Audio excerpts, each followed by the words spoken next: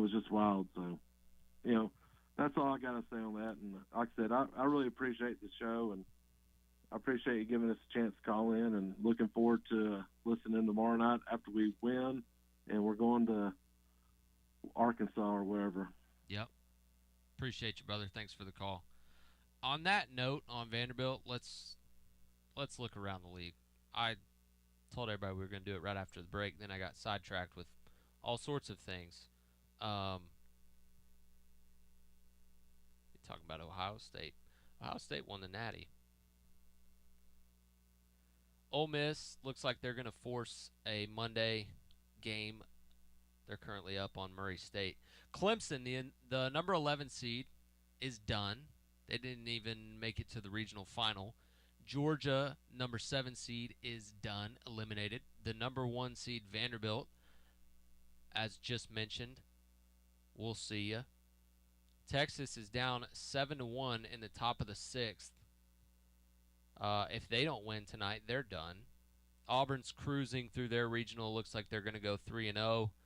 Southern Miss looks like they're going to force a Monday winner-take-all against Miami. They've come out of the losers bracket. Oklahoma trying to force a Monday game against North Carolina. They lead 8-5, top of the 8th. That's the number 5 seed, North Carolina. Kentucky, West Virginia in that final. Kentucky's got to win twice. They're up 12-10, 2 outs in the bottom of the 8th. Arkansas up 6-0 on Creighton.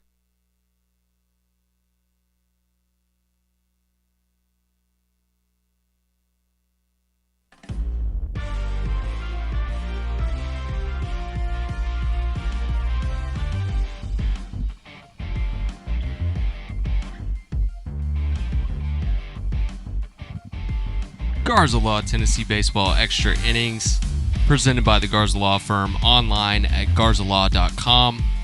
Call in 865-200-5402 TLD Logistics Hotline. We're live after every postseason game. There will be at least 2 more. Valls are feeling super, Tony. Valls are feeling super. We're live at tclub.team, X Spaces, Twitch, and YouTube. I am Will Heflin. Thanks for joining in. Whether you're on the Tony Basilio app, with us on X, with us on YouTube, Twitch. That was a baseball game. That was a baseball game. We're going to get into it, but Valls are feeling super. For the first time in the Tony Vitello era, Tennessee baseball goes to a Monday winner-take-all regional final, and the Valls win by a score of 11-5. Manny Marin had the swing of the day in my book. Hadn't had a home run since Vietnam, Tony B. Early March. He's played a phenomenal third base. Has given you at-bats, competitive at-bats at times. He starts his evening with a beautiful bunt that was trying to move 2 runners in a scoring position. Ended up doing that and getting a base hit. And then he goes right center, backspin, how's your mother, 3-run shot. And that was the difference in the game. Tennessee was able to tack on 5 more after that, but they only needed 6. Liam Doyle came in the 7th to get the final out, and then gets the final 6 outs from there. So 7 total from the outing on Liam Doyle. Unfortunately, Cannon Peebles was ejected. Could not see on the replay what he said. I don't know if he even said it to the umpire. It may have been to the catcher. But little chippy game, which is all in good fun. So we'll figure that out later. But the main thing right now is that Tennessee's moving on. There's some antics going on in the outfield. I think Tony Vitello was throwing punches on Liam Doyle, trying to jab him in the kidney there, if you're still peeping on the TV. We'll go to the phones with that. TLD Logistics Hotline, Garza Law, Extra Innings, welcome in.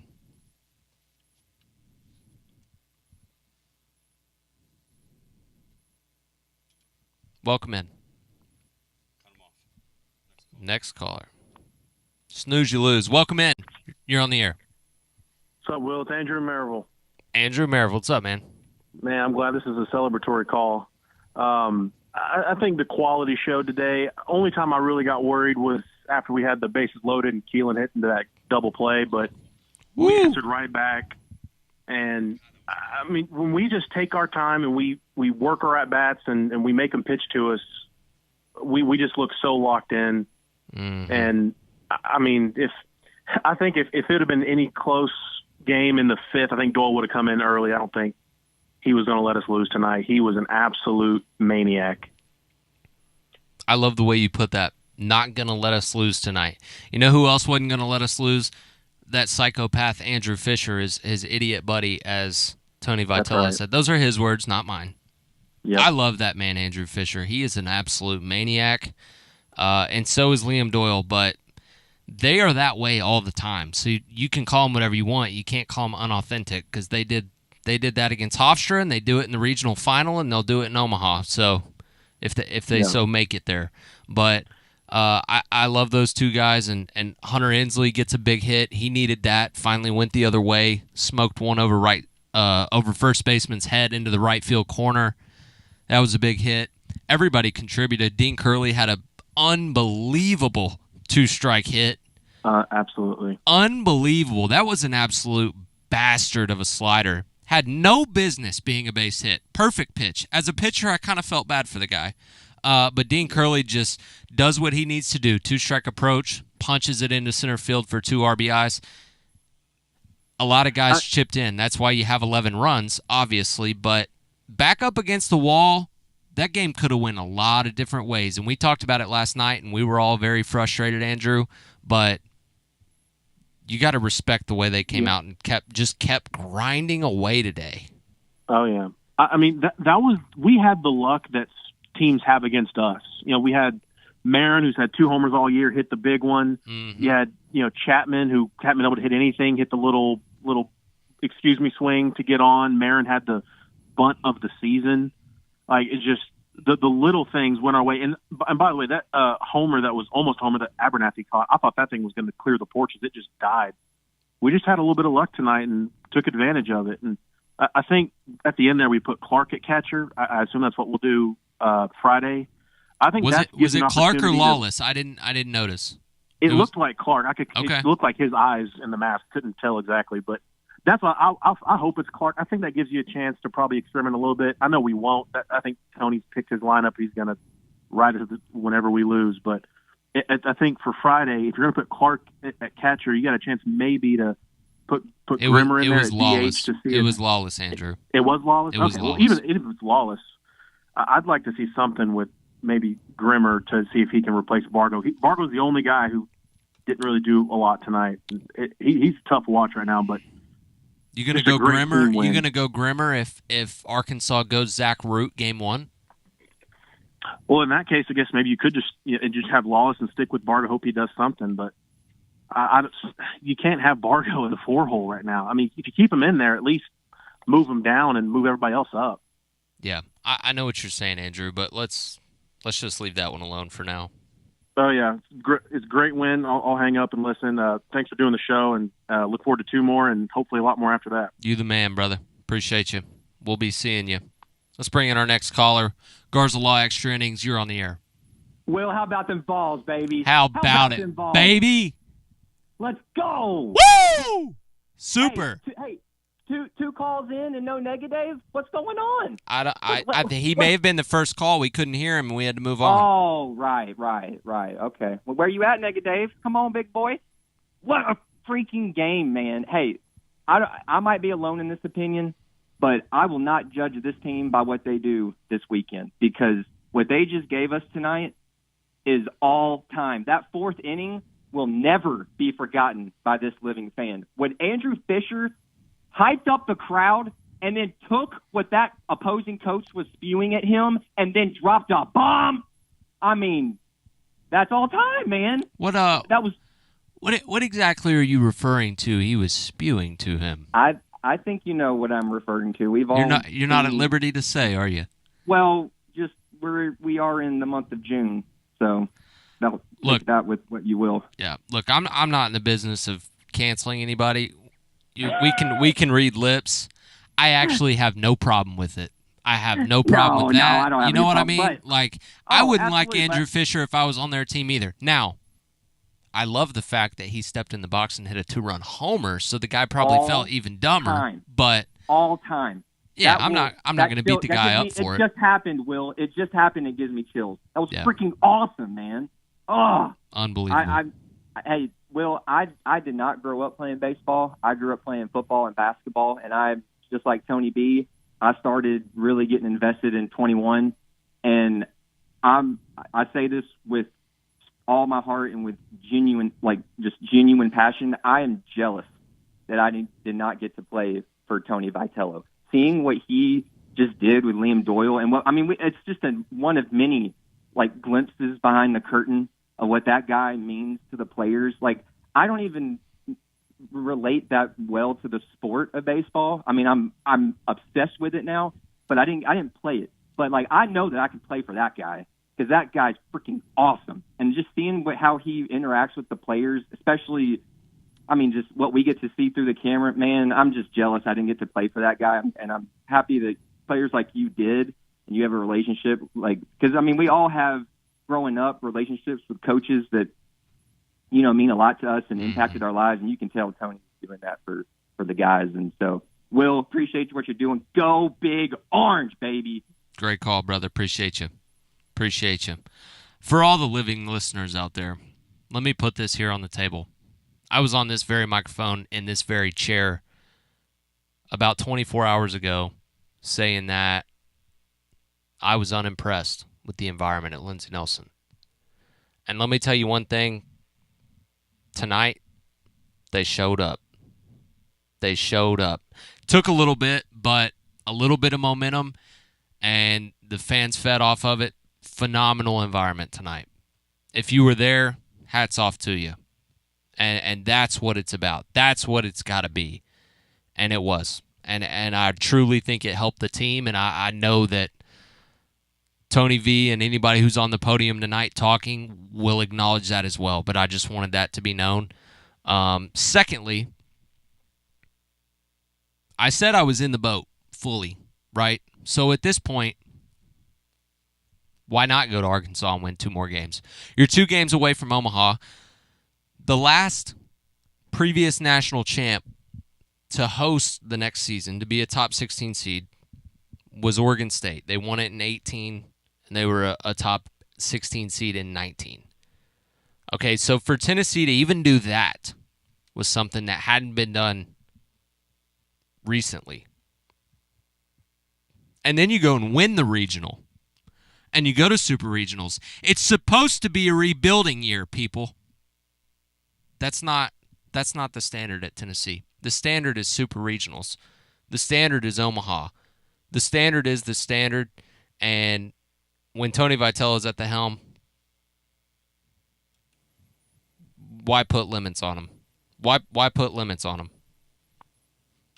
Garza Extra Innings, you're on the air. Welcome in. Hey, what's up, Will? Joshy boy. What's up, Joshy boy? You feeling super? Yeah, I'm feeling super. How about those Valls, baby? Yes. What'd you see? What'd you like most about the baseball game? I love that Andrew Fischer home run. That was a pimp job, and I just jumped out of my couch when he hit it, Will. That was amazing. And I think it probably did hit a car. How much faster was that home run trot? We'll call it a trot. It was more of a gallop. Yeah. Compared to his next fastest one of the season, how fast was that one? I think it's more than 9 seconds faster. That man was around those bases, complete euphoria, didn't know what to do with his body. He was flailing everywhere. Yeah. Kind of looked like a clown, not a clown, but he looked kind of silly. He looked kind of silly, but I mean, before his at bat, he's hyping up the fans. Their coach says what he says. They got a good arm on the mound, and he didn't even really get it, but he's a real strong kid, so it carries over the wall. You literally can't make those moments up, And it's guys like No, that you need to come through in those situations, and we got it tonight when we needed it most. Yeah, we did, Will. So what do you think about Liam Doyle's performance tonight, coming in and just mowing the Wake offense down? They didn't have a prayer. Not a prayer. Not a prayer. That's the Liam Doyle. That's the Liam Doyle that somebody's going to pay a lot of money, and they'll be glad they did. For sure. But we got at least one more out of him. We got at least one more with that guy. More. And I love the way that Andrew said it. Andrew from Merville, he said he wasn't gonna let us lose. We need We need guys like that going into Fayetteville. Just not gonna. You know who wouldn't let us lose? And I'm sorry to compare, but it's the truth. Christian Moore, Dylan Dreiling, Xander Sechrist in Game 3s would not let us lose. And I saw glimpses tonight of that. Gavin Keelan said we ain't losing tonight. Andrew Fischer said we ain't losing tonight. Dean Curley said we ain't losing tonight. Yep. Guy's taking a lot of flack, and all he did was make big swings all damn weekend. Well, out the door, I got a few things to say. Baseball's great win against Wake Forest. Moving on to the Super Regionals. 2 wins away from Omaha. We go to Fayetteville, and I believe the Valls are going to win in 2. And Holy Joe, where you at after last night? Hating on this team. Where you at now, big boy? See ya.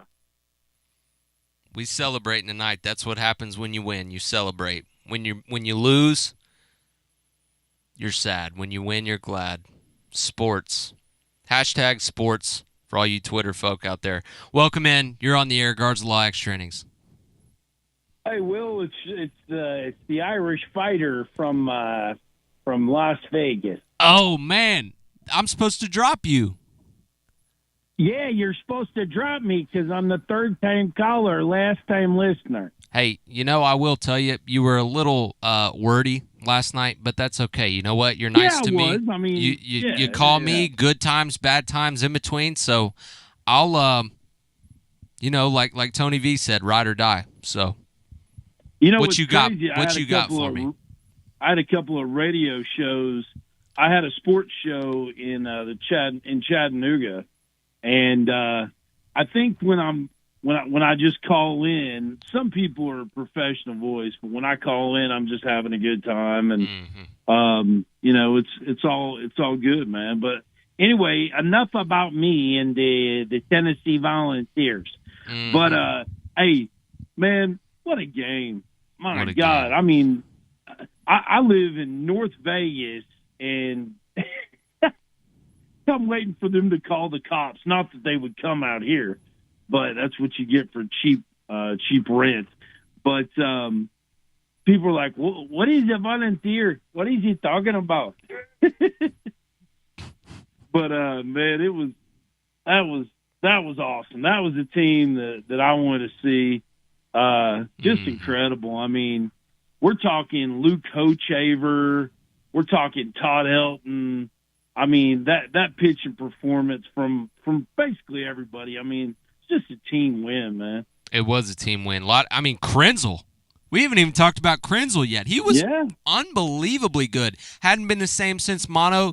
This looked like the early season Krenzel. That's a huge development out of the bullpen for Tennessee headed into Supers, and if you make it beyond, you're going to need that depth 100%.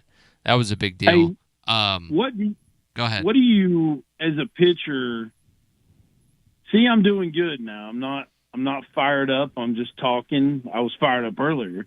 But as a pitcher, can you tell the listeners, now I'm going to go into my radio host thing here. Can you tell the listeners what it's like to get up to that certain amount of what you're pitching, your limit is, and what the mindset that you have to have the next week? It's just kind of business as usual. You got to ice down or what? Yeah. Well, today was Liam Doyle's normal bullpen day anyways. Obviously, he would never exert that much energy in a bullpen. So yeah, he's gonna have to handle his business like a professional and get ready. But I think if I had to make a prediction that when he gets to Baum Stadium, he'll have so much adrenaline that none of that mess will matter. And same with Wake Forest guy. The guy threw 112 on Friday, came back and tried to finish it for them. That's a lot of respect from me on that. But anybody who's a competitor at this time of year, you're going on pure will, guts, adrenaline, fighting with your teammate, whatever T-shirt cliche you want to throw out there. Yeah. And I got to say, I see some Manny Marin. I see some Chris Burke, even though they play different. I just think we could be looking at the next Christian Moore. I mean, we're talking Manny Marin is just like what do you call him, a five-tool kind of kid. I mean, kid's gonna be a hell of a ball player. Potential. Gonna be a hell of a ball player. Has stuck in this lineup when a lot of really talented freshmen have kind of been in and out. He is, and a lot of it has to do with the glove, but that's a part of your game. And he's, we don't talk about how steady he's been at third base enough. Yeah. Unbelievable. Well, but hey, let's get you off here before we both get in trouble. Final statement. Yeah, excellent win. But Who I we fighting? Appreciate you, man. This is awesome. Hey, by the way, you guys come out to Vegas. I'm starting to work my way up in the comedy world out here. I'm still in the Class A. I'm doing some shows and stuff like that. But you guys come out to Vegas, and I'll take care of you. Appreciate it, brother. Have a good one. Hey, Dwight appreciate Gooden. you. Go Valls. All right. Garza Law, Extra Innings, you're on the air. Will the Thrill. What's up, brother? What's up, Sammy? Feel it, brother. Feel it. That's right. That's right. What you got? Is that big? Is Matt in there? Is that Big R's lost cousin out there in Vegas? I don't know. Matt's not here yet. He's probably got a longer post game with V, I'd imagine, considering that was the end of the regional. I think Matt was in the house tonight. Where's Tony at? Put him on. He's upstairs. He may call in again, but I haven't seen him. I've learned to press the buttons, kinda. So you just got me tonight, Sammy. What you got? What's on your mind? Phenomenal. It's phenomenal, Andy, everybody. Dude, I mean, Tony Valls coming to this program, like Bino said, what he's done is just kind of mind-boggling and he's like a phenomenon. And to the Negadays out there, who call in, oh, we're done, and Cincinnati's not a good team. Every team that makes it into this thing is good. Every one of them. Ole Miss just lost. Their season's over. Murray State's headed to the Super Regionals, 12-11 final in Oxford. This tournament, man, does it get John Morant was not there making gestures of any sorts. Maybe he was rooting it at his home in Memphis, staying out of trouble. But how good is this tournament, Sammy? This tournament, Basilio's been ranting and raving about it, but the parity, the passion, the amount of just gritty dudes. There's not nearly the NIL that people think in college baseball. There's a couple guys that make really good money, but not even in the same galaxy as football and basketball. I mean, Murray State doesn't have a guy on that roster that's making any money. Most of them are paying to go to school, and they walk in there to Oxford and win 12-11 on a Monday. You got a super regional with UTSA and UCLA. You've got Murray State and Duke. Just how everybody drew it up, right? Well, Who does West Virginia play next? What did they win? The Clemson Regional?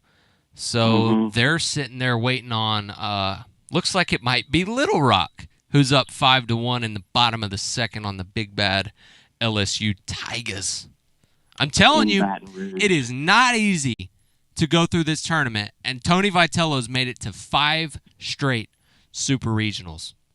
He's absolutely elite, and there's no debate that he's the best head coach in the whole country. Absolutely zero debate. I won't listen to it.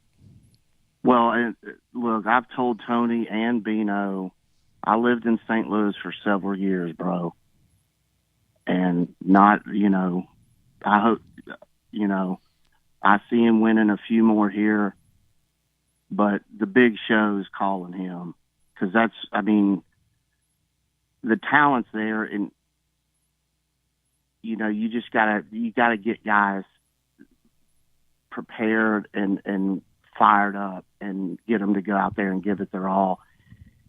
And you talk about banging a sign that says, I will give my all. Tony's teams do that every single day. And that's why it's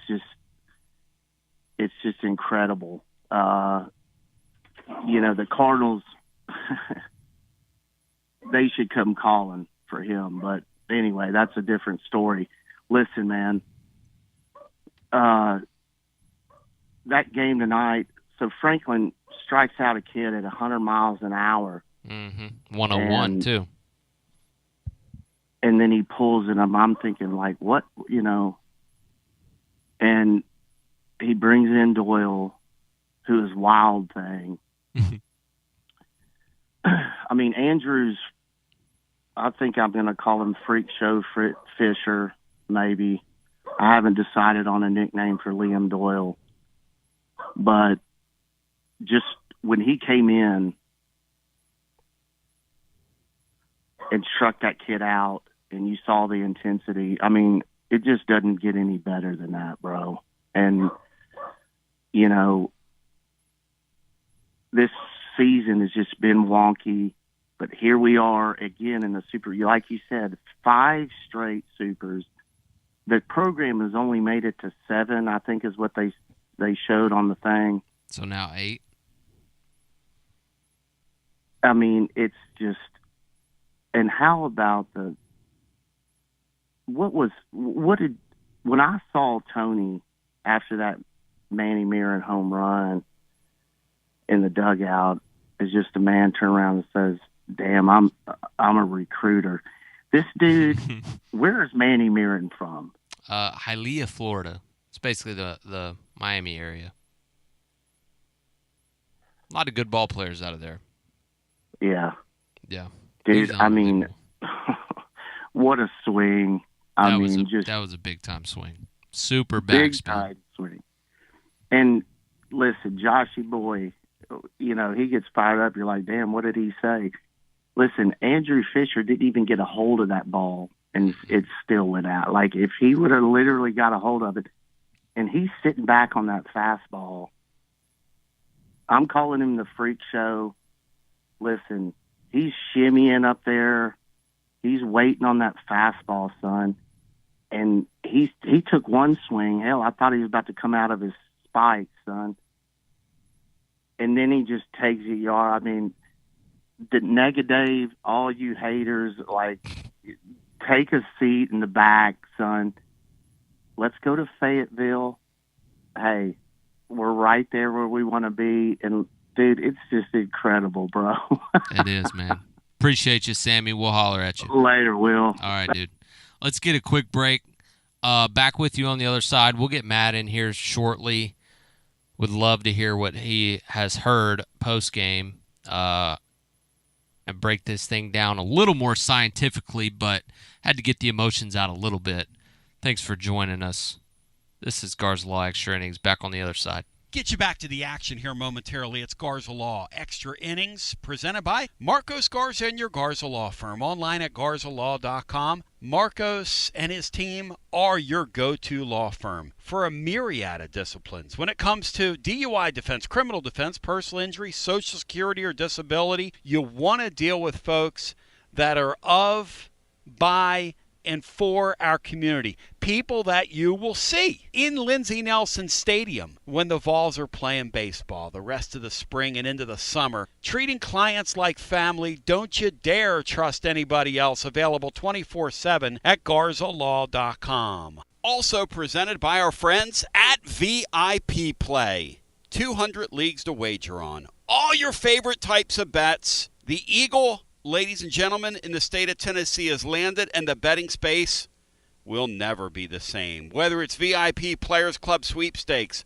offered monthly, whether it's Bet Assured in Tennessee or the VIP Guarantee, you got to check it out and see what Will Heflin is talking about, because I'm telling you, this man continues to get up, get in here, and do this program. So go over to VIP Play and give VIP Play a shot. Use the promo code TNTony when you do it. Again, TNTony. Bet $5 or more. You'll get your $100 bonus bet instantly. TNTony. Gambling problem? 800-889-9789. 21 and over, and located in the state of Tennessee to place a bet. Of course, Will Heflin has a baseball problem, but that's another story for another day. Also, a special shout out today to our friends at Rather and Kittrell. RKCapital.com. Start planning your future today at RKCapital.com.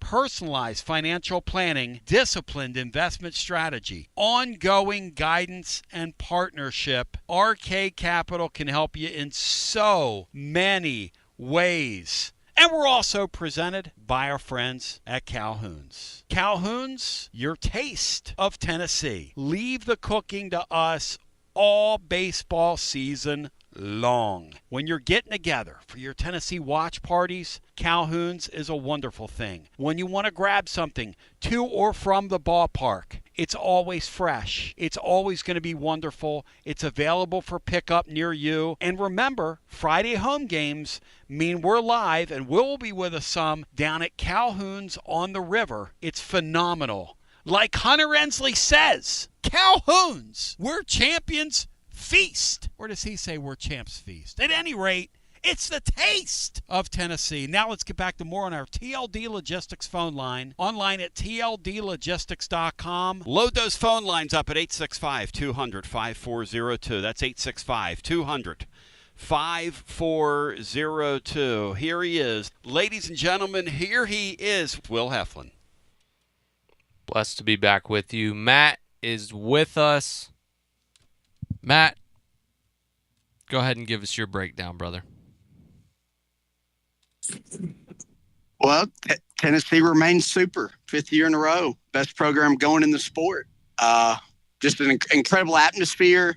You kind of rallied the troops last night by starting that. A great atmosphere. And the team gave the fans plenty to celebrate and get loud about. Just a great game. And the better team won, and Tennessee just kind of kept grinding out and prevailed there late. Didn't start out on a good note, but that's what this team's kind of been going through all year, and I think they've learned from it all, and all these losses and all the struggles along the way have just kind of hardened them for moments like this. And guys came through in the clutch. Manny Marion, first home run since March 8th, only a 3rd home run of the season. Didn't hit one in SEC play. Fischer with maybe his shortest home run of the season, but quickest trot around the bases. Mm-hmm. So a nice contrast there. And then your ace Liam Duell comes in to close it out, setting a school record for strikeouts in the process. So just a great night for Tennessee baseball. He did. He passed Luke Hochevar. Man, what a season from Liam Duell. Unbelievable. Matt, let's bring in our next caller as Little Rock leads LSU 5-1 in the top of the 3rd. We'll keep an eye on that. 27-33 record, Little Rock, looking to knock off number 6 LSU in the box. Would that be the worst loss in LSU baseball history? I mean, it's got to be up there. Yeah, I think they lost a super regional to Stony Brook back in like the early 2000s, but this one would certainly sting probably worse, yeah, because it's a sub 500 team. Yeah, crazy. I mean, they lost the one to Coastal, but Coastal, hell of a program and won the Natty. So, that one is at least respectable. Let's bring in our next caller on the TLD Logistics Hotline. You're on the air. What's up, Will? It's Big Meaty. Big Meaty. What's up, my man? Dude, I got nothing. Honestly, I'm calling in tonight. I don't even know what I was going to say. I was there at the game. I was in Lindsey Nelson. I've grown up my entire life playing this game. It was I know you have. insane to watch. Yeah, dude, it was nuts. I mean, it was incredible to watch. It was euphoric. I was there when Drew Gilbert hit that bomb against Wright State. But I want to tell you, man, when a guy turns around and gets the crowd fired up before he even steps in the box and then hits an absolute bomb, Babe Ruth was a myth back in the day when he called a shot, but I've never seen anyone in my life call his shot. He called the shot, and he hit it. And I've been talking – I didn't think Manny Marion, to be honest with you, was really that great all year, but he hit the bomb. I mean – we're probably going to the best team in the country next weekend in Arkansas. They're a great team. I mean, it's going to be an absolute battle. They're probably the best team in the country, honestly, if you look at it. And I called in not even knowing what to say tonight. But coming in there in Lindsey Nelson, the community being around the team, Knoxville just showing up for the guys, it was incredible to watch. Doyle showed up. You don't know what you're going to do with Doyle next weekend. You have to get through the weekend. But I'm so glad for Tony. I'm so glad for these guys. I don't even got a question, I don't think. I'm just so excited to be there and be a part of it with the community and see what they did. There's no question. Just skip over me, go to the next call. But I'm so damn glad to be involved tonight. I'm so glad to be at the stadium and part of Lindsey Nelson. Go Valls. That's all I got. Appreciate the call, Big Meaty. Good call, man. You ain't got to ask me a question. Just get in. Hey, look, I'm here to talk. If you want to ask me something, I'll act like I, have an answer, or I'll tell you I don't. But, appreciate the call, Big Meaty. Looks like, Matt Dixon, that head coach Tom Walters is not getting the pass that I gave him for his in-game comments. He has been tweeted at by several media personalities with pretty big followings. So he may be getting canceled. That's kind of unfortunate, but cameras are always on you if you're on the field. Just a lesson there, I guess. Let's bring in our next caller. DLD Logistics Hotline. This is Garza Law, Tennessee Baseball, Extra Innings. Welcome in. Oh, Lord. Tennessee still staying super. William, it's good to hear your voice, my man. Yep. How do you feel? How do you feel? Amazing. I feel amazing. Still staying super. You want to ask Matt something? Matt told me a couple weeks ago that you might be his favorite caller. Why don't you ask Matt a question? Like what, though? You just too happy, no questions? Just wanted to say you're feeling super, huh, William? Hey, let me ask you a question. What? Did we smoke them like a pack of cigarettes?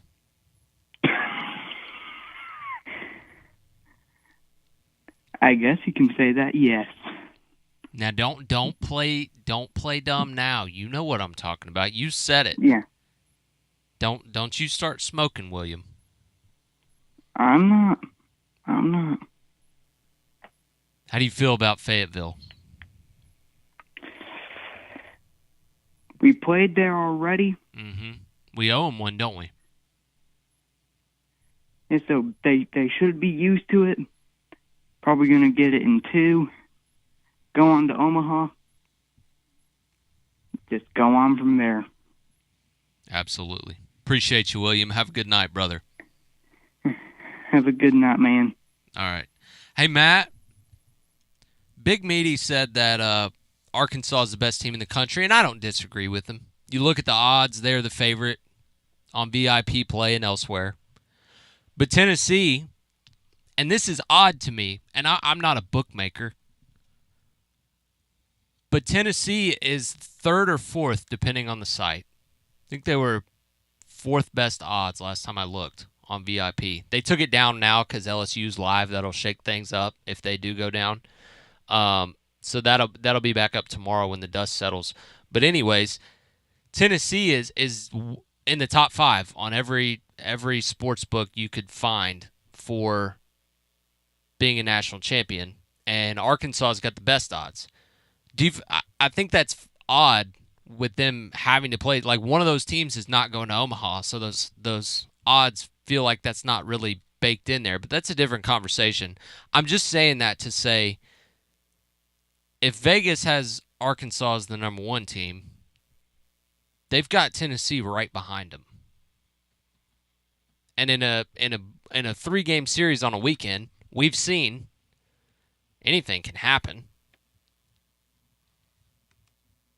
Yeah, absolutely. And Tennessee, I guess you could probably argue, has a little bit more top end, like top of the draft talent than Arkansas, but Arkansas's the host because they had a better season. And if we're being honest, they're probably a better team, a more complete team. But Tennessee's not far behind them, and Tennessee is more than capable of going in there and winning. That's what is going to be intriguing, because all of the pressure is on Arkansas, every bit of it. You know, Vitello's teams have no problem playing loose and free in the postseason. They can especially do that this weekend. I mean, you're going to be the underdog. You're not expected to win, and all the pressure is on Arkansas. And then Baum Walker, it turns into a pressure cooker on the home team in the postseason the last couple of years, and maybe Tennessee can do that again there. So that's going to be an awesome atmosphere. But it is interesting that they're both two of the top teams in the country per Vegas and some of the book stuff. Well said. Let's bring in our next caller. Garza Extra Innings, you are on the air.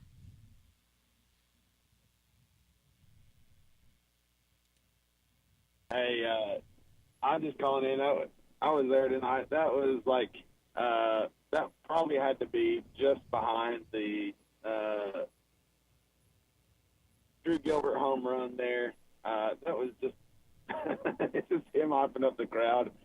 And then that performance from Doyle is just, I mean, that's just like what legends are made of. That dude was only be here for a year, but that dude will be remembered for forever for that performance tonight and just this whole year. Because if we don't have the law firm of Doyle, Keelan, and Fischer, then, I mean, I don't know where this team is. They're lost. I mean, well, yeah, that's like saying the Chiefs would be lost if they didn't have Mahomes, Chris Jones, and Travis Kelce. I mean, if any team didn't have their best 3 players, they'd be lost. I mean, it's like the thing that's crazy is like those dudes were not here last year. It's not like these dudes were built up in the program. These dudes just came here. Now they were really good where they were before. I get that, but Doyle wasn't what he was last year. Right? He hasn't been this. I mean, it's one of the most fun things to watch is watch him just come out there and just start mowing people down. And just his energy just feeds off of the crowd, feeds off of that. Everybody feeds off of that. It was so much fun to be at. I'm so glad that I made the last minute decision to just go ahead and get tickets and go tonight, because that was just one of those ones that's up there. Because, I mean, it's not that we weren't necessarily meant to be there, but it was just kind of like this year, going where we're going, and then just being there to witness such a really awesome game and an awesome atmosphere was just a phenomenal night. And just kudos to the team and Vitello and everybody that was involved in that win tonight, because that was like somebody said earlier, that was an all-team win with the emphasis kind of on Fischer and Doyle there getting it done. And shout out Manny Marion for 100%. the run of the year. It's just, I mean, y'all said it before too, but I mean it's things like that gets you through. It's Manny Marion hitting his 4th home run of the year that gets you through these games. That's just what it is. Gotta have people step up, man. You gotta have people step up. Krenzel as well. Yeah, Krenzel, great. Yeah, stepped up. Absolutely. Appreciate the call, man. All right, guys. All right, have a good one. Matt, he made an interesting point. Said for him, that's number 2 in terms of, now we're just talking regionals here. Regional moments, Tony Vitello. I don't have a problem with that being at number 2. Gilbert's far and away number 1. I don't know that can be topped. But, I mean, first time you've played in a Monday game, the guy hypes up the crowd. You know, the opposing coach says what he says. Andrew Fischer does his thing and then hits 2-run homer. Now, it wasn't like it was a go-ahead homer in the 9th or late. It was kind of an insurance homer, but definitely nice to have knowing what was on the other side with that Wake Forest offense. But just everything that we mentioned played into it. He said, man, that's number 2 for me. You agree with that? I think so. Yeah. It's hard to argue. I can't think of anything like, have we really had that many tense? I mean, for the most part, the regionals in Lindsey Nelson after the first one have been pretty sweat-free. Yeah. Well, this was the first regional home game that Tennessee was actually facing elimination in. Exactly. Under Vitello, which is crazy that they'd gone this far without losing. Crazy. So I'm okay with that. The Gilbert one has to be at the top. I mean, obviously a walk-off grand slam is incredible, but it really just launched the program. Like, the program has gone to the moon. Right. Since then, it's been the best program in the sport. Right. You know, like I used to say that ball landed in Omaha, and that's still true, but that ball is still, orbiting the earth because Tennessee baseball is at the top of the sport. And that kind of launched it into it. So do you have what was your view of that play? Like, where were you at? Did you have a good story from the dugout or what was your viewpoint of that walk-off? Same spot I always was. I was right next to the bats, standing on that back bench. It was always Sean Humley and I would stand there, and that's where I was. But just ran onto the field and blacked out like everybody else. But I did get and you can see my arm sleeve and my number. You can tell it's me because I always wore that Evo Shield arm sleeve, like the recovery one. It probably didn't do anything, but I believed it. I hit Gilbert right in the kidney, left jab, when I got close enough to him. Like, just punched him. Because that's kind of the Tony Vitello thing. Like, if you watch him celebrate, he's always just trying to wrestle somebody or people start punching each other, mosh pit style, friendly style. Anyways, just blacked out. But I don't, Matt, nobody's arguing that tonight or any other moment could top that. But I'm personally okay with it too. I think it was a big moment, not just for Fischer, but several moments, and the team as a whole. Like, this fan base is going to respect and cherish this team for what it is, regardless of where it finishes. And I don't even want to talk about any of that until it's over.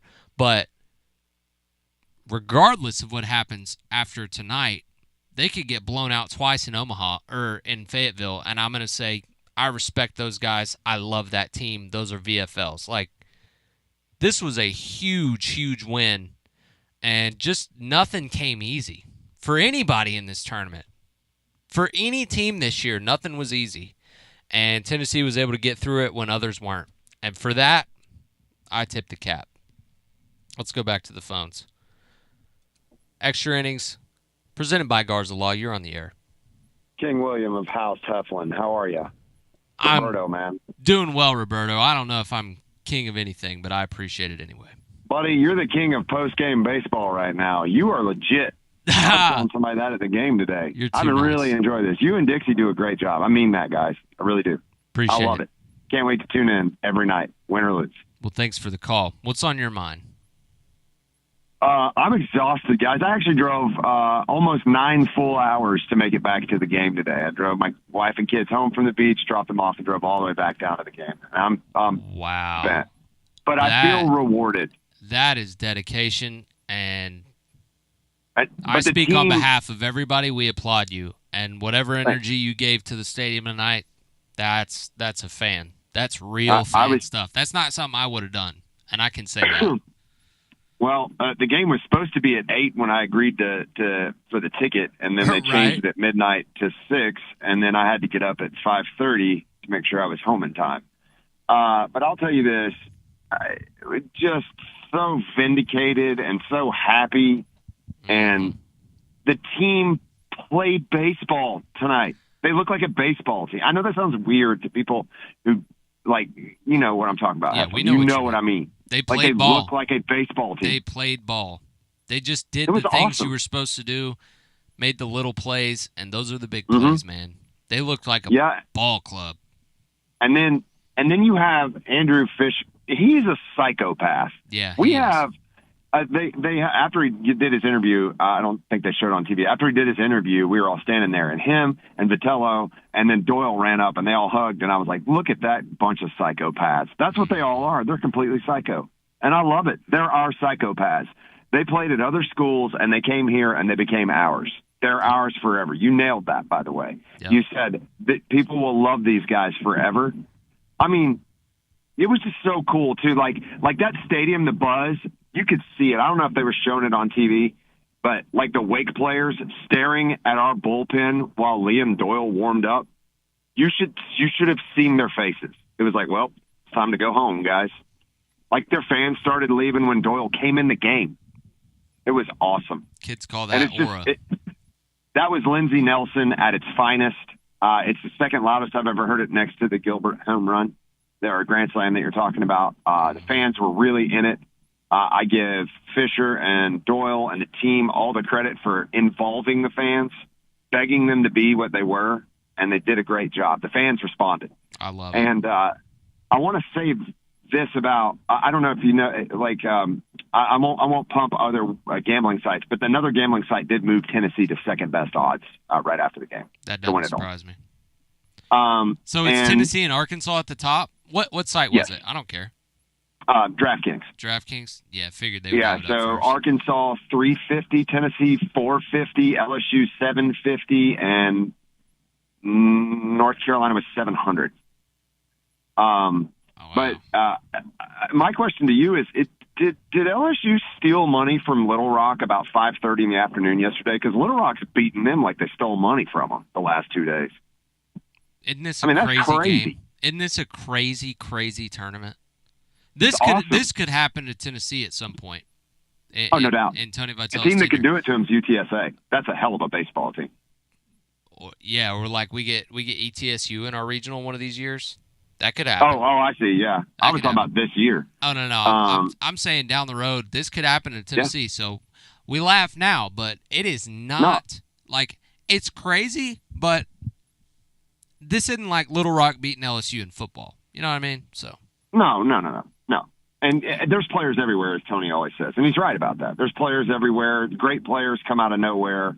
I mean, the best pitcher, arguably in the country, is from freaking New Hampshire, guys. Think about that. I'll leave you with this. Is it arguable, Roberto? Is it arguable? Yeah. Is that what you just said? I'm sorry? Yeah. No, actually, at this point, I don't think it is. The way he pitched tonight, I don't think it is. He's the best pitcher in college baseball, and he should win the Golden Spikes. I don't know if they're going to award that or not to him, but he should, because I think he's the best overall player in college baseball. He's dominant. He is awesome. Dominant. And he's one of ours. He's one of us. The kid came here for 6 months, and he's one of us. He's a freaking psychopath like the rest of us. We love our baseball. We love our balls. 5 straight super regionals, and we're going to go down to Omaha, or we're going to go down to, Fayetteville, and we're going to put the pressure on them, because as Dick said, it's all on them at this point. That's right. And they don't go to Omaha in home series. They just don't. And lastly, why would Wake's coach say that in the middle of Pride Month? See ya. Oh, as Tony Basilio would say. Matt, do you know what we're talking about? Have you had a chance to see that on Twitter? I caught it once. I I didn't really know what it was all about when people started asking me about it. Mm-hmm. I mean, it's kind of one of those unwritten rules that coaches don't talk to the opposing team's players like at all, and especially not like something like that. It was more of to himself. Yeah, he didn't like yell it at Andrew. Really bad look for him. But it was one of the easiest mouth reads of all time. Probably in second place behind the Justin Thomas hot mic. That one's pretty hard to defend. Impossible, actually. Or who was it last year? The Red Sox center fielder. Jarren Duran. Jarren Duran. So just kind of one of those deals. Not a good look. Not the end of the world for me, but it's funny. We're lucky that it hasn't happened to our guy. I'll say that. Oh yeah, absolutely. Yeah. So I assume Wake Forest will issue a statement with the athletic director and head coach like Florida had to do today with Sully for how he treated all the grounds crew at Coastal. Yeah, tough look for Sully, and my buddies give me a hard time. They say I'm a Sully fan club, and in fairness, I kind of was. I've always liked Sully. That one's tough to defend. Definitely a couple minuses on his report card for me. So I'll just leave it at that. Let's go back to the phones. TLD Logistics Hotline, you're on the air. Hey, Will, Matt, this is Gary. How you guys doing tonight?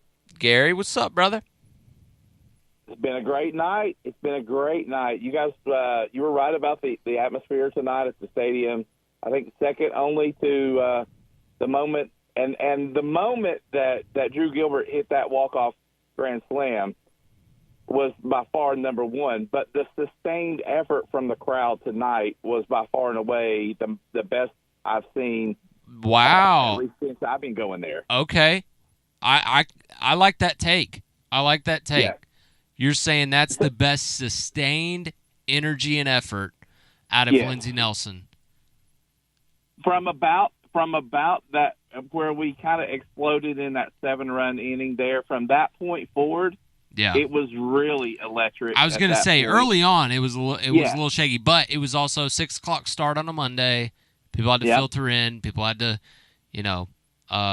hydrate, those sort of things.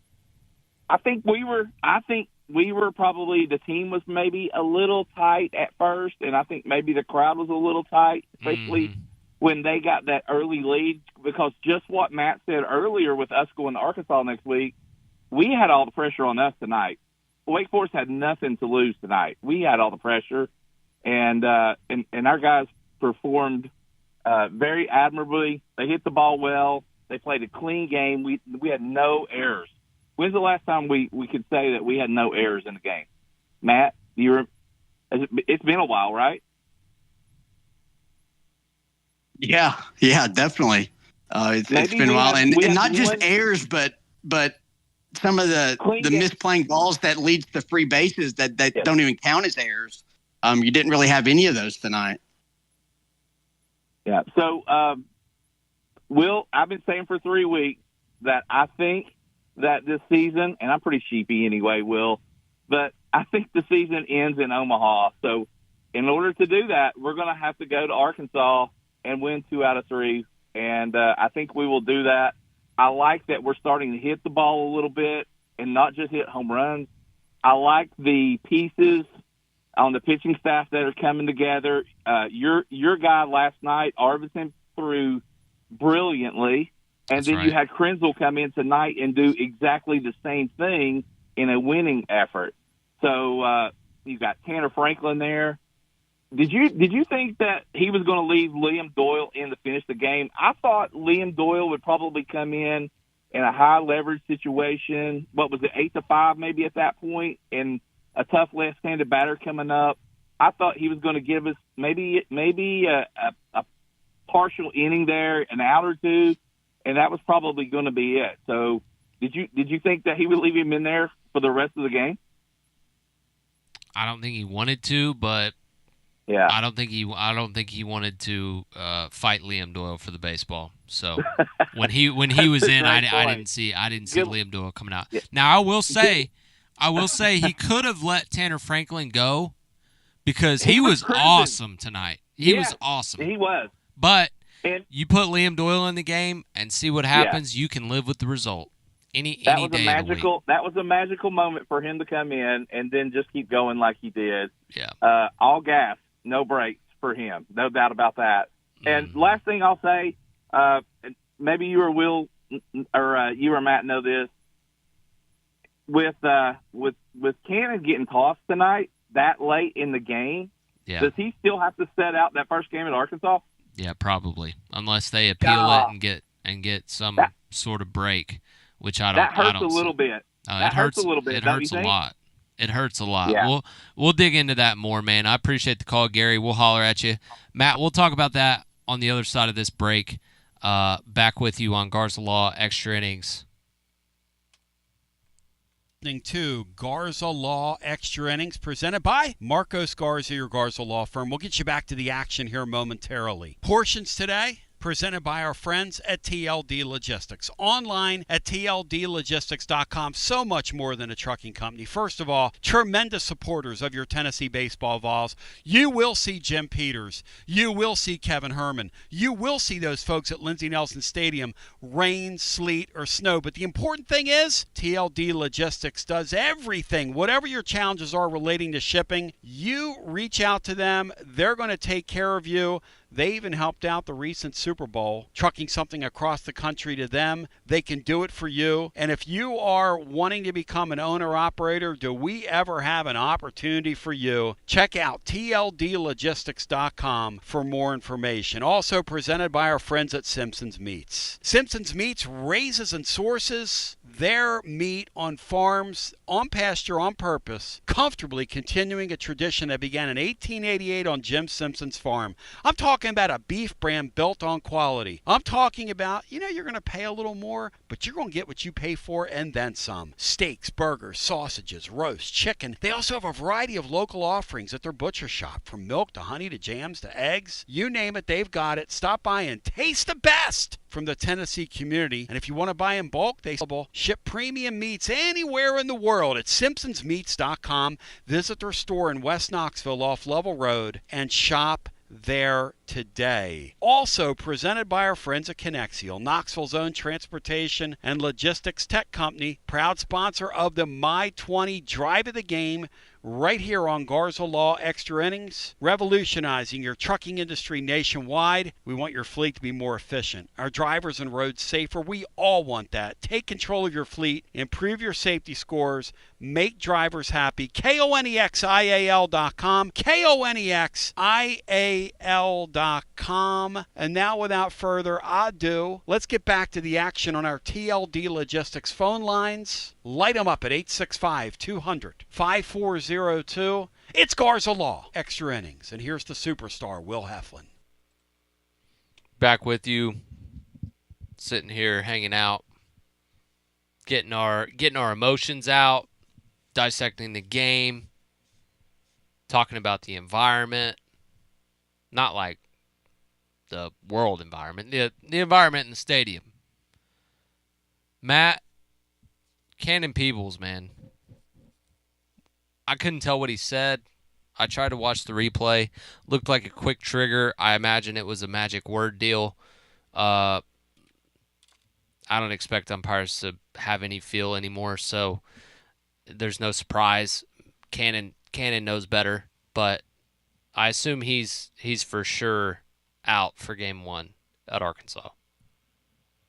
Yeah, I think it's just an automatic, hard, fast rule. When a player is suspended, it's automatically another game, right? Yeah, players and assistant coaches, yes. So, and it looked like it was quick. It looked like he just kind of barely turned around to say whatever, kind of halfway down the line. So, obviously it was a quick trigger, but I assumed Tennessee had gotten a couple of warnings already at some point during the game, but you got to be smarter than that because you're going to miss a game. And I guess that would put Lawless behind the plate, which, I guess you can talk about it, whether Doyle will be able to go Friday or not. But if it's Phillips, I think Lawless actually caught Phillips for a couple of starts earlier in the season, so it wouldn't be a totally unknown deal. But obviously Peebles, losing him, especially if Arkansas throws Zach Root at the lefty, because Peebles has been really good from the right side. But no, it's unfortunate. But I mean, this team lives on the edge and plays with that emotion. So stuff like that's ultimately going to happen to Tennessee. So you kind of have to live with it, I guess. Yeah, Stone did catch Phillips there, even into SEC play a little bit before Peebles came on strong and took over the job. What does that change from like a pitching perspective? How is that a big difference at all? Like how do you think that would affect you at all as a pitcher? Not really. If you remember, Jackson Greer was a grad transfer from ETSU. He caught me a couple Saturdays in 21. Pavoloni had some hand issues. So Greer actually caught a couple full weekends there, kind of in that second or third quarter of the season. But it just stinks from a hitting standpoint for me. Like, Peebles had been so good. He was a little quiet, the last two nights, but the first two days hammered some doubles and had some really, really good contributions, and he's gotten really, really solid defensively. He didn't throw a lot of guys out, but he doesn't really have a chance to. He's really cleaned up. Like, he had some big-time blocks in big situations throughout this regional. And so, the frustrating part for me is, like, dude, we're up 6 runs. Or we're up 5 runs at the time. It's 10-5. You know what I mean? Like, whatever he said, it better have been really bad. Otherwise, that umpire, that's just weird to me. Like, usually the catcher and the umpire have a little camaraderie. So to be that quick, I don't know if something had gone on earlier, maybe because, they can kind of have a conversation throughout the game, and you can't really tell because they're close to each other, so they don't really have to move their mouths a ton, and they're wearing masks. But typically, part of your job as a catcher is to play politician a little bit. So maybe Peebles did not rub that guy the right way. And I also don't even know if he said anything to him. It kind of looked like he said something to the catcher, maybe. I don't know. Just sucks not having Peebles, because you'd really settled into that lineup, that structure, and they'll probably just insert Stone into his spot in the lineup and let him catch that game 1. But we need Stone to step up, and he's plenty capable. He's gonna be a good player. Looked like he wasn't quite ready yet offensively, but he's been great defensively. So I don't have any worry there. It's just Cannon was one of your guys that you had started to feel really confident in. Just putting together some phenomenal ABs. Even when he doesn't get a hit, he just sees a lot of pitches. And like you said, right-handed Peebles is certainly capable of doing damage. Let's go back to the phones. TLD Logistics Hotline. This is Garza Law Extra Innings. Welcome in. You're on the air. All right. Ducko Joe here. What's up? And I'm upset about the Peebles thing. I think they were picking on us. Yeah, everybody's out to get us. Well, they are, because we're the national champions. That's right. They're picking on us. Everybody wants to be I us. didn't even think about you all talking about that in the last few callers, and I didn't even think about that. But yeah, they're picking on us, and I was going to be praising everybody that did everything else through the whole game, because it was a great baseball game. Mm-hmm. I mean, it was. We did so good. The freshmen really did great. And it's so, last year they're in high school. Now they're playing college. They're pitching. They're hitting. They're catching. They're throwing the ball. And then all of a sudden you have this crap that the umpire has something to say about, and that just, drives me insane. Absolutely insane. Yeah. And he's going to have to sit out of the game, right? Yeah. One game? One game. So he'll be back for game 2 against Arkansas. Doesn't that really disturb you? Yeah, I don't like a lot of rules. But that's one. Did you not yell at the umpire when you were on the mound? Every once in a while I did, but luckily I was far enough away or could keep it under my breath. Or I'd yell something in the dugout and then turn around and hide so they didn't know it was me. You know what I mean? Isn't that great? I didn't want to get thrown out. Yeah, but when you're in the batter's box, it's kind of tough to hide, you know? Right. Well, I don't see what happened. What happened to make that happen? It was really the camera angle was looking at people's backs, so you kind of see him turn around, but you certainly whatever he said couldn't have been worse than what their head coach said on camera. But whatever it was enough to get him ran. So you're saying he said the F word? Well, their guy said 2 F words, but yeah, maybe Peebles said one of them. Maybe Peebles said one of them. That's very disturbing. I think, I don't like a lot of rules, Joe, but I think it would make way too much sense to have each ejection be evaluated mutually exclusive of others and decide what the reasonable punishment should be, whether it should be a 1-game suspension, 2-game suspension, 0-game suspension. You're only thrown out for the game you were thrown out of. I agree with you. That would require way too much competence, way too much feel, way too much effort, and just, way too much of them doing their job as some sort of regulators that they still act like they are. We're both college athletes, and when it's on the line, you're going to say something to a ref, regardless of what sport you play. Yeah. Especially when they call something that you don't go along with. You're going to say something. They got to let that stuff go. Yeah.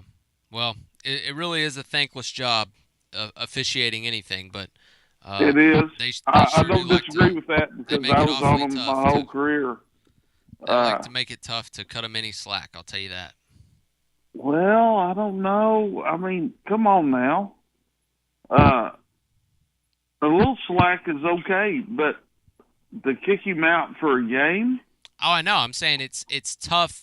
They make it tough for me to cut them any slack because of. Oh, okay. I agree with you. The debacle at Florida State was a mess. The debacle in Eugene, Oregon, in multiple games was a mess.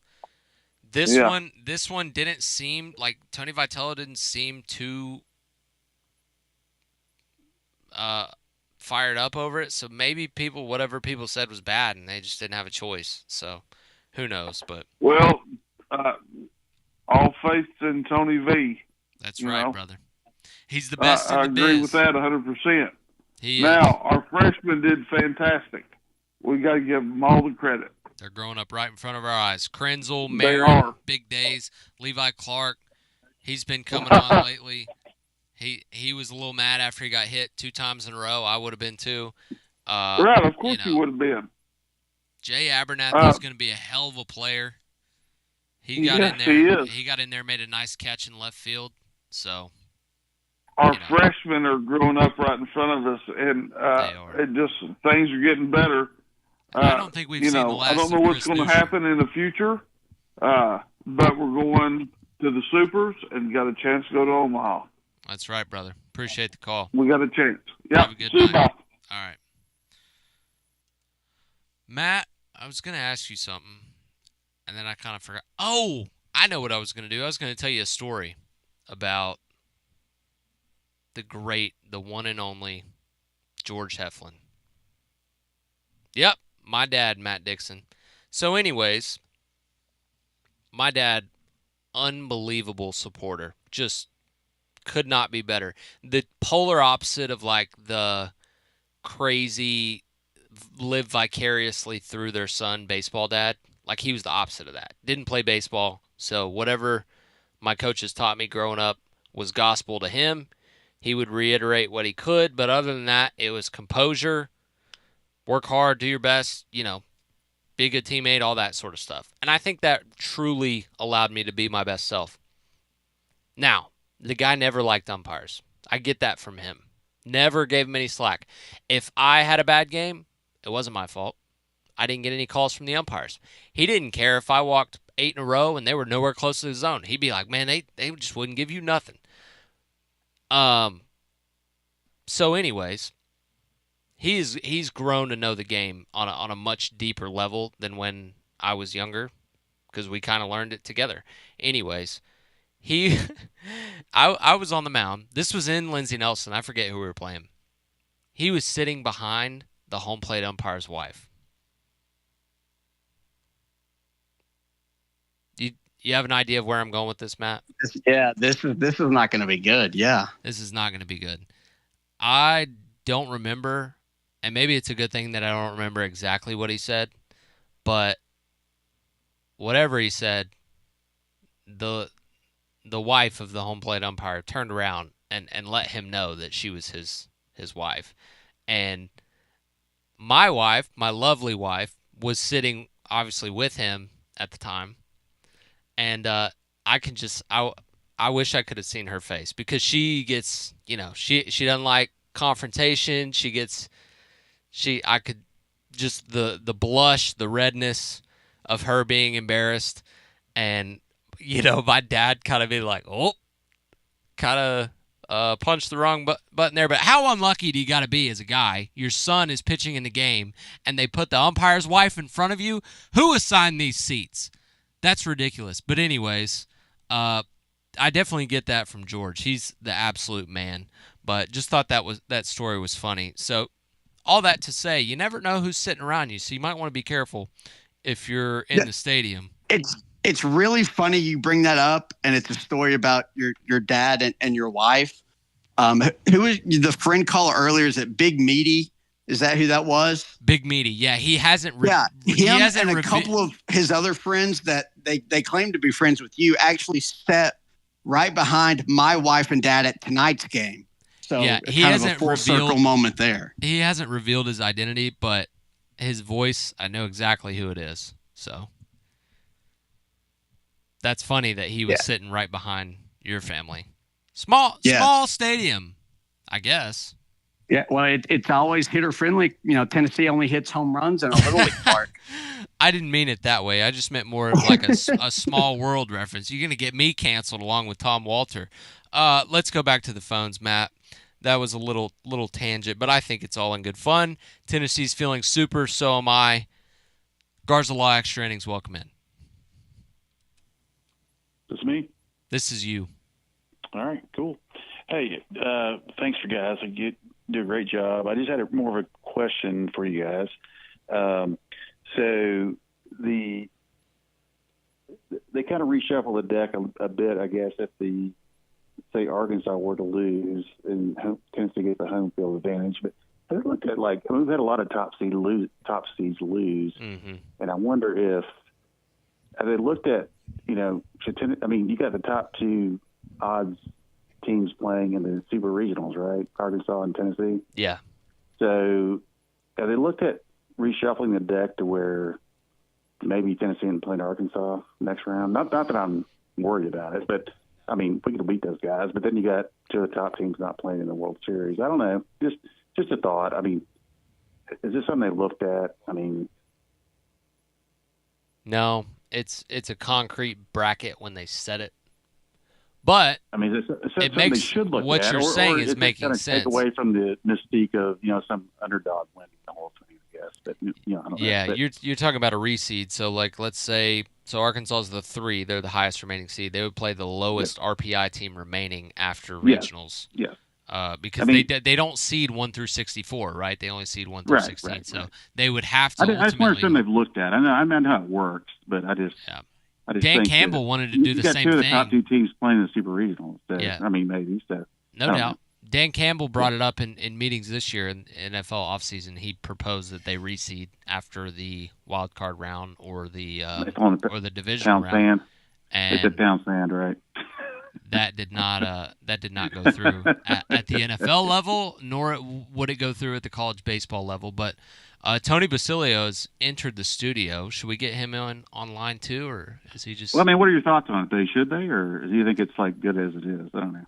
I love this tournament as it is, but sitting here knowing that we would probably be hosting a super regional if they reseeded, then I'm all going to be for it. You know what I mean? Of course, yeah.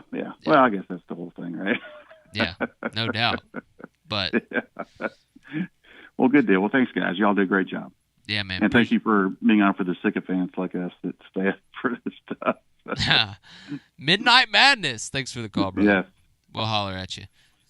We're going to bring in Tony Basilio online, too. He's got a funny story. Funny story for us, Matt. He just couldn't stay away. So, Matt, I want to brag on the crowd because we were really hard on the crowd. And Will, I love Will last night calling the crowd out for last night's game because he was right.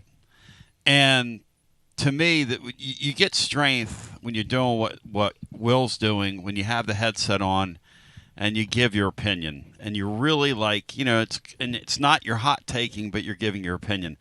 That crowd tonight was incredible. So my daughter was at the game. She said, Dad, have you seen the video? I was just talking to her. Have you seen the video of the Wake Forest coach? I said, yeah. I said, Will's been talking about it. Some callers have mentioned it. And I said, there's a bunch of people nationally jumping all over. Mm-hmm. Of course, Matt knows Matt, we could probably name 3 or 4 of the guys. And you haven't probably even looked at it, Matt, on Twitter. But Matt can name 3 or 4 of the guys that are out there. I guarantee you Vandy Dano, Matt, has chimed in and has several of the other people. Anyway, she said tonight where she was in the crowd, when Wake's coach went out to get a pitcher, the section was chanting, "We know what you said. We know what you said. We know what you said." And to those people that were chanting that at Wake Forest's coach, you, along with Andrew Fischer, along with Liam Doyle, and along with Manny Marin for what happened tonight in that building will live in infamy. We know what you said. That is phenomenal. Carry on, boys. Oh, thanks for that story, Tony Basilio. Matt, I kind of asked you something similar about the Oregon deal the other night. This is different, but along the same lines.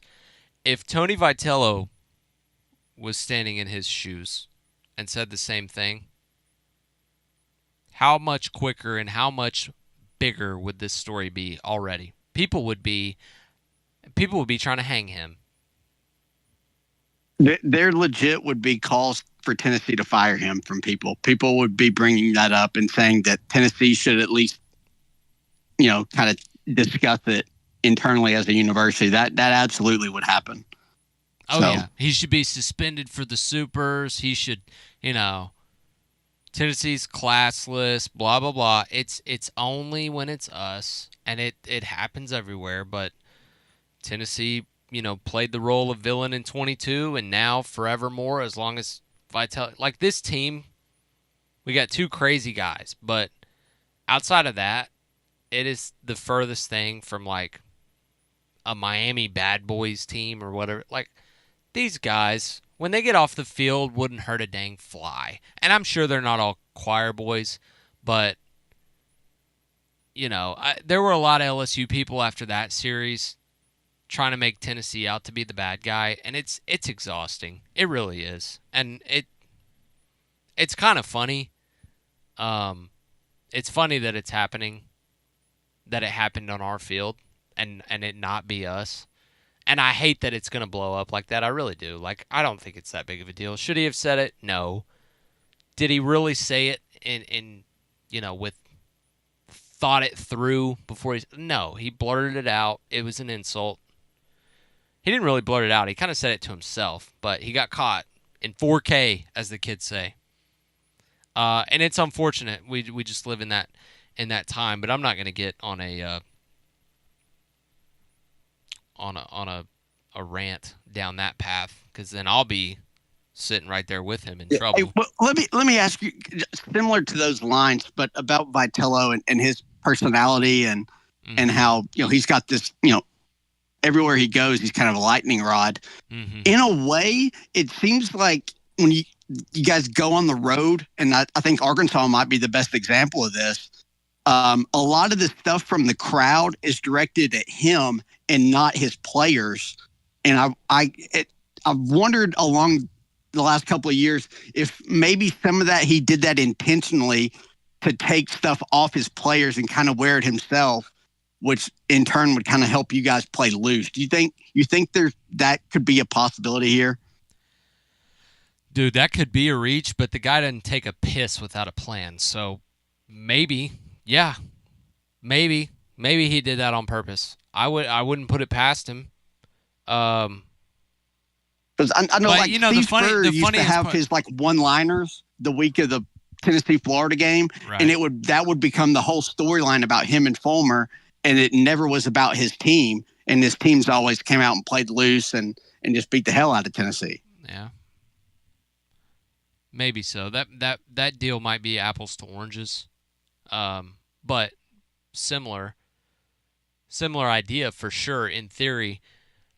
I just think that it's funny how every single, they make him out to be the villain, but if they, whatever team has a coaching vacancy and they're a top 20 destination, we'll say, of a coaching job, he's the first guy that their, dumb fan base tweets about. They all want him, but then when he's at their place playing against them, they act like they hate him.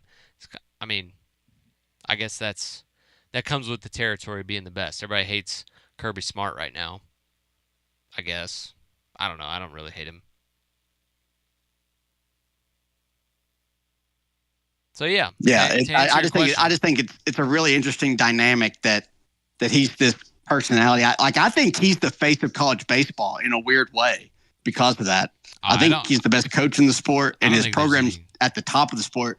But I think his personality makes him the face of the sport because it's hard for a player to be that because they, just rotate in and out. But It's just an interesting dynamic that he takes a lot of flack from opposing fans instead of his players. And I think that helped. That's an advantage to Tennessee when they play on the road. Yeah.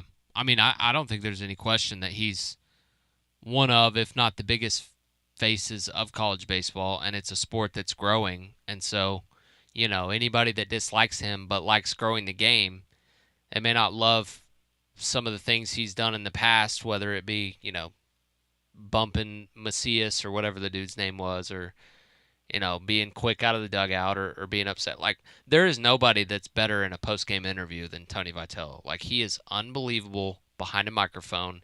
He's witty, he's savvy, he's quick he has so many perfect things to say. It honestly makes you a little jealous, but he doesn't mind being the face of it. You gotta have a little ego to do what he does, and that's perfectly okay. So you know what I'm getting at there. But let's get back on track, Matt. Good conversation though. I enjoy it. Garza Law Extra Innings. Welcome in. You're on the air. Hey, Will, Brad, how you guys tonight? Doing well. How are you, sir? Hey, I'm fantastic. Thank you for asking. This is Greg down in Columbia, Tennessee. I'm excited about them. And, you might think I'm joshing you here, but I thought about this game all day. I thought about how they played throughout the regional and the last part of the season against the bigger teams. And I said, it's about time for them to get in gear as I look at past good teams that had the little trouble through the middle of the year to the end of the year. And then you usually get out of that little slump. A good ball team does just what Tennessee did tonight. It got contagious at the plate. And I'm going to tell everyone listening that's a ball fan, a diehard Volunteer fan, if you've been griping about Dean Curley, you don't know baseball. Read up on it a little bit. With past teams with great players that get in a slump, make a bad throw, it happens to the best of the best. Dean Curley showed out tonight, guys. And I tweeted out to him that it was a professional outing that he had tonight. And everybody needs to take their hats off to him because of the criticism I've heard all over Twitter and everywhere else. You know, I said, these folks need to shut up. They don't know baseball. They don't know the game of baseball. Just look at who lost so far in this regional. What is it, the $50 million team at Texas? Hey, anybody can beat anybody. Mm-hmm. Vanderbilt got beat by a team we had trouble with last year. Wright State put them out. And UTSA put out Texas. And then tonight, Murray State puts out Ole Miss. I mean, I love the game of college baseball, guys. I love it. I do too, man. Appreciate the call. I think $50 million is a stretch for the team in Texas. They definitely have a top three, probably not three, in terms of an NIL budget in baseball. But just to give you guys an idea, at most approaching $1 million for the whole team. Maybe those two programs have a little bit more at Texas and LSU, but there's very, very few college baseball programs, even the premier ones, that sniff seven figures in terms of NIL dollars. Maybe I'm wrong. That's just from little nuggets I've tried to pull together. I think that the NIL spend is very, very minimal compared to football or basketball, and rightfully so. Rightfully so. When you look at revenue, I'm a baseball guy, but I can be realistic and see things how they should be. Looks like LSU just tied it up, Mr. Dixon. 5-5, top of the sixth. LSU and Little Rock. Still though, what a game! What, Little Rock? Good for you. Fight them till the end. Yeah, make them earn it. Make them earn it. I'm a little surprised that they've hung around. I thought there was a chance it was going to get ugly early, but good for them to stay in it. So that's cool. And Murray State, man, shout out to Skirka. He's going to the Supers. Let's bring in our next caller. Garza Law, Extra Innings, TLD Logistics Hotline. You're on the air. Hey, Will. Hey, Matt. Just getting back from the game. Must say the Lindsey Nelson is back. The crowd was absolutely phenomenal. The team was phenomenal. What an exceptional evening at Lindsey Nelson. I'm super proud of the baseballs, and was starting to think the crowd no longer had it in them. They proved me wrong. It was loud. It was rowdy. It was pretty, somebody else said, sustained noise. Very impressive. You know who the MVP player was of the evening? You'll never guess. You've got a pick of the litter, my man. Who you got? Matt Conte, the catcher for Wake Forest. He decided to poke the bear. He got a little mouthy with Levi, fired up the entire team, and we exploded. So thank you, Matt Conte, for being mouthy and starting to rouse up our fans and the entire team. By the way, he is who Cannon directed his comments to the home plate official, Casey Moser, who I think is an absolute rabbit-eared clown. He made it all about himself, in my opinion, the whole night, and he missed a tremendous amount of balls and strikes. Was just absolutely horrendous. But Cannon directed his comments to Matt Conte after he struck out, and Rabbit Ears Moser decided to eject Cannon. But that's what happened. Tell us how you really feel. You know? Well, I mean, that's just factual. He's on record. I agree with it. Moser's on record as saying he threw Cannon out for misconduct towards the Wake Forest catcher. Okay. Well, that's that's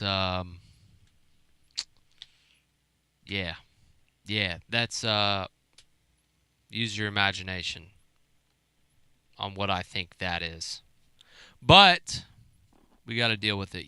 That's it's not super surprising when you get into postseason play because they divvy up these umpires, and similar to basketball, you get non-SEC refs coming and doing these big-time games. I forget what game it was. It may have been Auburn, Florida. Was that the Final Four or the finals? May have been the Final Four. Just a foul fest. Anyways, similar in baseball, you get non-SEC umpires, and they're not used to the environment, which it affects the umpires too, in case you didn't know. And B, just the level of intensity, and it is quite different. And the SEC uses a phrase. It just means more. That it just means more. And it is absolutely true. And you know what? Wake plays in the ACC. I get that. But the ACC is definitely the closest to the SEC when it comes to baseball. And so they're kind of used to it too. But I don't know where your boy Moser's from, but we got some West Coasters in here that Notre Dame year, and it was just an absolute mess.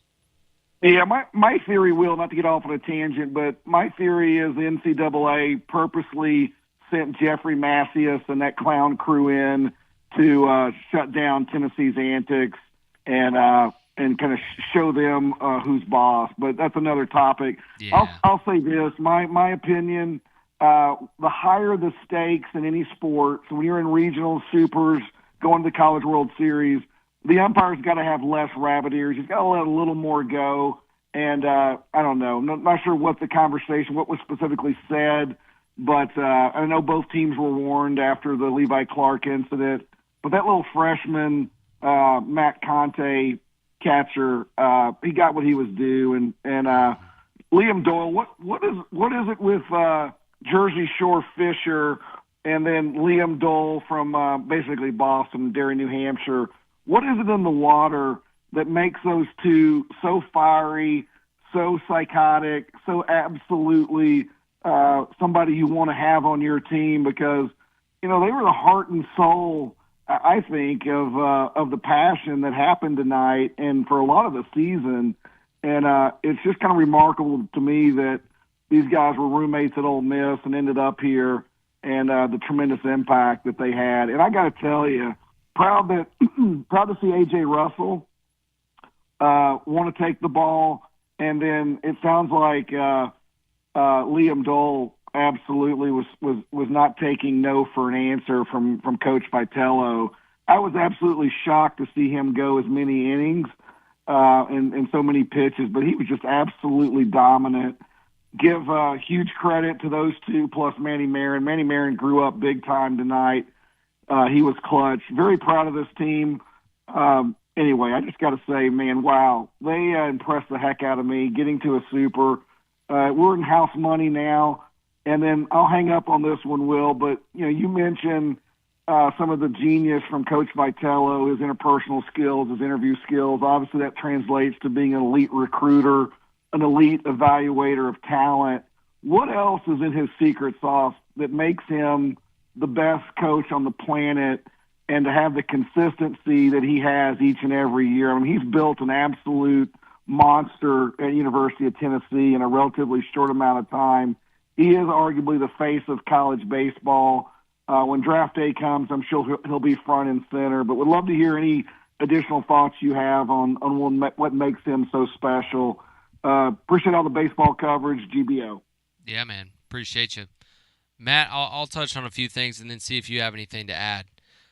Very quickly, bullet point style, and Basilio has touched on a few of these in some previous conversations as well. Number one, he outworks everybody. He throws more BP, hits more fungo, watches more games on the road, recruiting, spends more time at the field. He's completely married to the game. He's not married to any one person. He's married to Tennessee baseball. That's part of it. B, he's absolutely a player's coach, and he embodies it. He doesn't just say it. he does it. If you earn your way onto the field by doing things right in the classroom, in your free time as a college student, in the weight room with Q, and on the practice field, you're allowed to be yourself. Some people hate that. Vitello sees it as you've earned your right to do it within a certain boundary. I think guys play loose because of that. Thirdly, and this might be the biggest part of it right now, and unfortunately it's not going to stay like this forever, he has the same coaching staff as his very first year at Tennessee. Frank Anderson was the first pitching coach he brought on. Josh Helander was the first hitting coach he brought on. Now associate head coach. Don't know why he's still here, but we're thankful. Quentin Eberhardt took a brief stint in the pros with the Cubs, had the head man as strength and conditioning with the Cubs, but he's back. That was the first strength coach that he hired. Ross Kivett was his volunteer assistant his first year. He is back, coaching first base. The continuity among the coaching staff just doesn't exist in this fashion with teams that have had as much success as Tennessee has had. You look at every dominant program, and it's a coaching tree of assistants, and people have worked their way up and gotten head coaching jobs elsewhere. Now, Frank Anderson is unique in that he's already been a head coach. He's coached for a long time. This is kind of his, comfortable spot until he retires. So you were smart there. You kind of foreshadowed, but you're fortunate.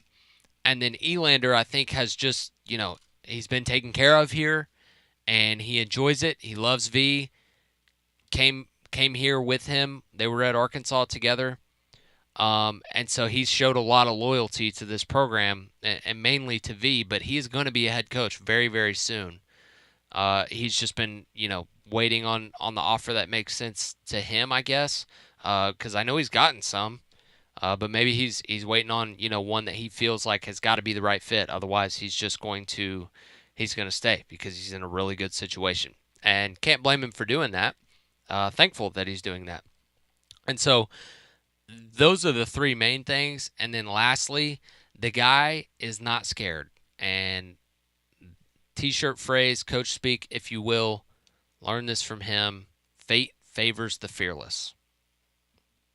So you want to talk about a walk-on at Missouri who grew up, with his dad as a legendary high school coach, knew he wanted to be a coach.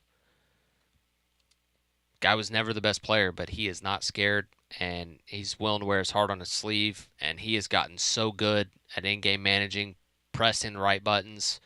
This year's been a little frustrating at times. If you remember, we've had some frustrations, maybe some decisions he wished he could get back.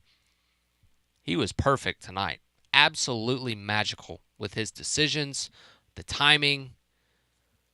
Bunting Manny Marin was pretty straightforward, but it was executed, and it led to a hit. It led to your first run. Should have been more in that inning, but neither here nor there. Like, he's so loyal to his guys. He sticks with them. Like, we all know Bargo's cold as ice, right? But he sticks with them, and he's stuck with everybody. You could start mixing and matching and doing all this deal this time of year, and then nobody's in a rhythm. But he's got his 9, he's got his 9, and he's rolling with that. And you got to respect him for it, win, lose, or draw. So, Matt, anything else to add there? Like, those things are kind of a concoction of what I think makes Tony Vitello so great. Yeah, it's all of it. It's hard to find like real flaws in him as a coach, and there's so many strengths.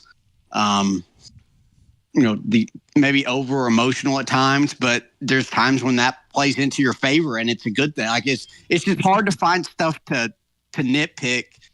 Besides maybe some of the in-game managing, but that's just baseball. You're never going to make the right. Yeah, the right decision can have a bad outcome all the time. Right.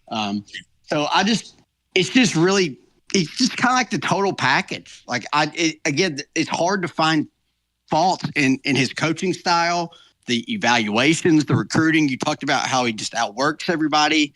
I think it's always said a lot that Frank Anderson, came here for a first-time head coach and has stuck around a place where I don't think he had any ties to the Southeast or Tennessee. Most of his stuff's in the Midwest and Texas. Like, he stayed around. I'm sure there's other pitching coaching jobs that he could have taken over the last couple of years, but he chose to ride it out with Tony, and that obviously pays off for both parties. But it's just impressive. It's the best program in the sport, and it's hard to see it slowing down soon because Vitello clearly didn't let off the gas after winning a natty. No, you can go look at the 25 and 26 recruiting classes on Perfect Game, and it ain't going nowhere, Matt. And you know he's going to crush in the portal. Has already got a few. He got the reliever or starter. I assume he'll be a reliever here, but really good right-handed arm, sidearm guy from UNC Asheville, and then some big-time arm who's probably a draft risk, so may not show up, but from a D3 school up in Massachusetts, it's like 97 with a hammer slider. Sure, why not? But yeah, I think those are good points, and it truly is amazing. Like, this is a guy who was not a head coach before Tennessee. Like, his first head coaching job was a rebuild in the SEC. Like, it's honestly hard to even describe how difficult that is. And Serrano left it in a good spot for him to take the next step, and Vitello acknowledges that. But like you said, to be this consistent at the level they're at, truly, truly amazing. We'll take a couple more calls and then get out of here. Let's go back to the phones. TLD Logistics Hotline, you're on the air. Hey, guys, this is Bill from beautiful downtown Powell. So following up on your last caller there, I've got a good friend who was on the ESPN crew this weekend. I won't out him, but he's a guy Tony knows real well. Mm-hmm. He texted me a little after the incident. He said, we were told that Conte, the catcher, when Peebles struck out, he yelled, sit down, bitch. The umpire didn't catch that, but he caught Peebles' return. So Peebles got the thumb. The catcher got to stay in the game. Yeah. Typical, huh? Yeah, pretty much typical. Well, so. If that's if that's true, if anybody else was able to, well, I guess if your friend told you that, then obviously that's kind of making its way around. Maybe they'll make an exception for him and let him play. Yeah, like I said, if somebody Tony knows, I'll email Tony with it tomorrow, and he'll know exactly who I'm talking about. But but that's baseball. I played college baseball back in the Stone Age, and that kind of stuff goes on all the time. And it's usually not the first guy that gets called. It's just it's just like in football when you get a cheap shot, the cheap shotter is not the one who gets flagged. It's the guy that retaliates. Right. So that's part of the game, but. It was interesting too with the Wake Forest coach and his comments. I told a friend of mine earlier tonight, we heard more F-bombs from the Wake Forest coaches, enough that would make Sully even blush. It was pretty interesting to hear the way those guys reacted. But great team. I'm not going to take anything away from them, but that kind of thing has a way of playing itself out. It does, and. That environment, that competition, I'm not going to sit here and act like I didn't ever say the F-bomb in the heat of a baseball game. But, not a ton in the field department over there. Seems like there were a lot of instances or little deals where maybe they made it a little too obvious to know what was going on or being said. Yeah, but just a gutty I won't say a comeback, but a gutty performance tonight. After getting beaten last night with such a huge crowd and being disappointed, I was really impressed with the way the guys responded tonight. And when Liam Doyle came in, you knew it was over. It was just flat out done. So hats off to that guy. He's he's everything he was advertised when he got here. And so was Fischer. So we were fortunate in this era of the NIL to be able to land those guys, because we certainly weren't the only school after those guys off, and trying to get them here and, putting together a package to get them here. So we're fortunate to have those two guys, and I'm excited about Arkansas. Arkansas's like you guys said earlier, they're probably the best team that's in the country this year, but best teams don't always win. And like you said, Arkansas's got all the pressure on them. We can go over there this weekend and just play baseball. There's no pressure on us. Arkansas is supposed to win. Pressure's on them. It's not on us. Yeah, I mean, we'll see what Vegas says. I'd imagine each game will be super tight on the line. We might even be favored the Liam Doyle game, but for the series, yeah, Arkansas should be favored. They're at home. They're the higher seed. Right. But you know, How about Franklin with 101 twice tonight? 101 twice, several 100s. So, like, he came in there and let it rip, and showed a little bit of a bigger breaking ball. He's kind of coming on at the right time too. Like this bullpen that was a little shaky at times has some really, really nice pieces, and it seems like they're starting to kind of figure out the combination and who to bring in after which guy, and you know, you're not going to hold teams to 2 runs all the time. That's not college baseball right now. The bats are too good, the balls are too tight. Like it's an offensive game right now. To hold Wake Forest to 5 runs tonight was unbelievable. It was phenomenal. Yeah. I mean, and as well as we pitched tonight and we hit the ball, the most impressive thing to me tonight, no errors. That's right. If this Tennessee team can play defense like that and keep the errors down and perform on the mound and at the plate like they have been, you know, they got a real shot of going to Arkansas and winning and getting back to Omaha and making some noise in Omaha. Yep. You know, brother. Play catch. Thank you, guys. Team that plays Appreciate catch. you. Yeah, man. Have a good night. Team that plays catch the best, Matt, usually wins. We got one more on the line. I'm going to bring him in, and then we out of here. Welcome in. Hey, guys. Dave. Dave, you said, I'm not going to be first tonight. I'm going to be last. What's up, brother? Hey, yeah, I agree with the caller a few calls back. We're playing house money. Mm-hmm. Do you think I'm glad they won the game. I think they, getting back to the Supers is just a great accomplishment for this team. Mm-hmm. And the fact that right now only 3 SEC teams have advanced. LSU just took the lead 6-5 in the top of the 7th. So that we're at least one of the 4 teams, and I think that's a great accomplishment for these guys. Hey, do you think, Will? Do you think that Tony will push back Liam Doyle to Saturday? I think he might, Dave. I think he may go Phillips throwing to Stone in game 1, and then go Liam game 2 and give him an extra day. Yeah, because the way I look at it, now we got to see what day we play. If we may not play our first game until Saturday because they stagger it for Omaha now. So half of the Supers will start Friday, half of them will start Saturday.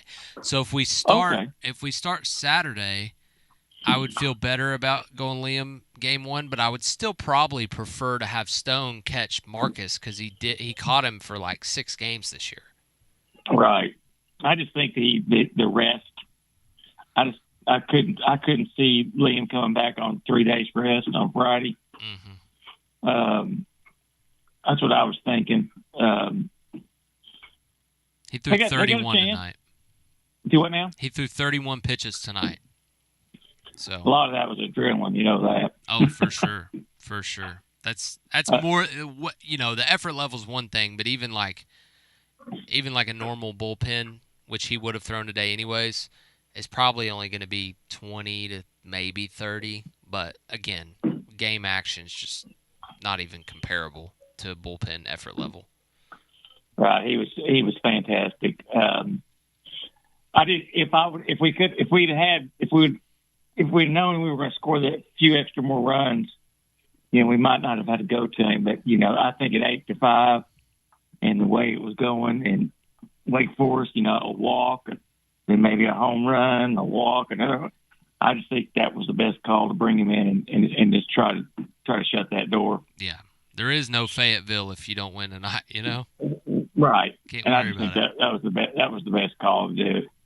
For sure. It was his game. It was going to be his game at some point. I knew they were happy. Once they see him after the bullpen, he started warming up and throwing, stretching. I knew he was coming in at some point. Yeah. So, great win. I hate the Peebles got thrown out. I know. But, like I said, it's, I played sports. Emotions are part of it. Mm-hmm. And, he just got caught. But that's okay. We'll battle through it. Let's go get him next weekend. Y'all have a great night. Thank you, Pazza Dave. Have a good night. Did you see that, man? I got him. That was fairly positive. That was extremely positive for Dave, yeah.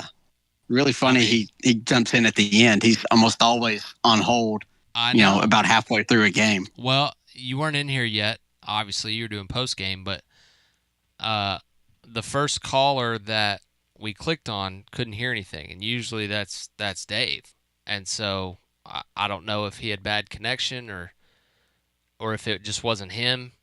But either way, kind of a nice curveball he threw us there. But on our way out the door, and Matt, let me ask you real quick: we should find out soon what day we're going to play, whether it be Friday or Saturday for Game 1.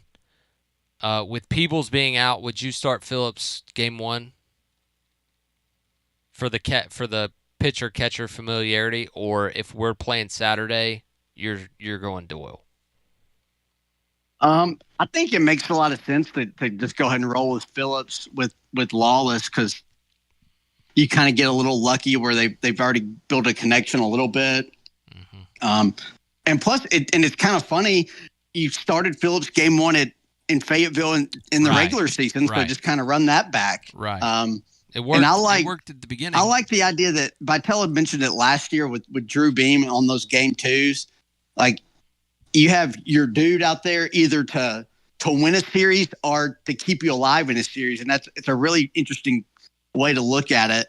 Yeah. And I think you can pitch Doyle in that second game against probably the best lineup. The lineup that hits lefties the best in the country, so it'll be a big challenge for him. But I would probably go with Phillips just because Doyle did extend him a little bit tonight. So yeah.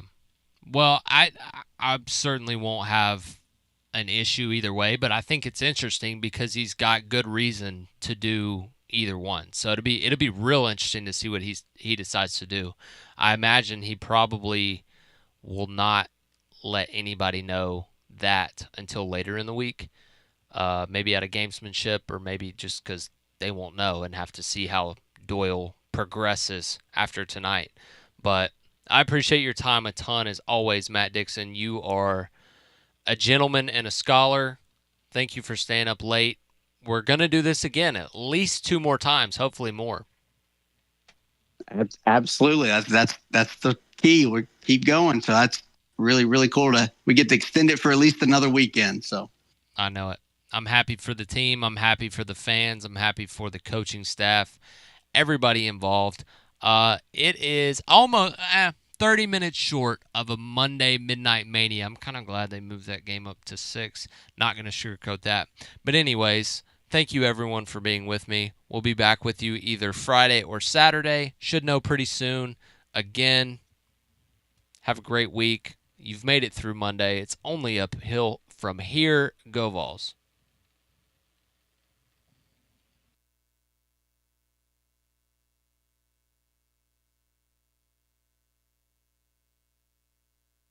Through that one and be waiting on the winner of Tennessee and Wake.